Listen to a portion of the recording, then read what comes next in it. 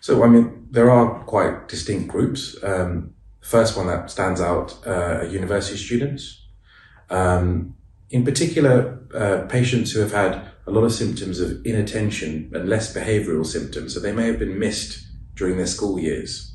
As you move through education towards university and higher education, teaching becomes a bit more self-directed and less structured. So you may be given, for example, a deadline to do an assignment 2 to 3 months in the future.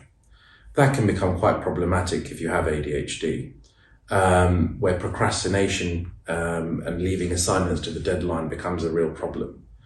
And that's, at that point, often patients start to inquire about what might be going on for them, and ADHD comes up at that point. And at those times, medication is extremely effective in helping those types of individuals study for prolonged periods of time, procrastinate less, get their assignments done on time. Also, a diagnosis of ADHD would be given to the university in the form of a report. This would allow students 25% extra time in examinations. They may have the support of an education mentor, and they may be given other software or sort of IT tools that help them to study as well. Another group of patients that we get are people who may be struggling in their career pathways. Typically, people will describe how they're not progressing as fast as their colleagues are, and they feel yet they're just as able or capable as their colleagues.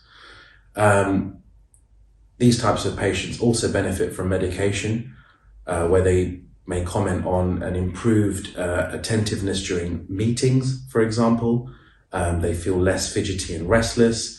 They're able to take on instructions better, and they're also able to complete tasks and become less distractible by other things, which prevent them from sort of being productive at work. And then another group of patients that we get quite often are essentially women who primarily present with inattentive symptoms.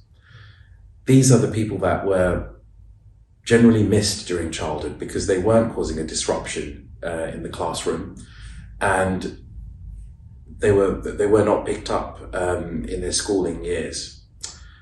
So, and there is also an interplay between female sex hormones and how that can also worsen or make ADHD symptoms more acute during older age. So that's another group of patients that we also typically see and can help.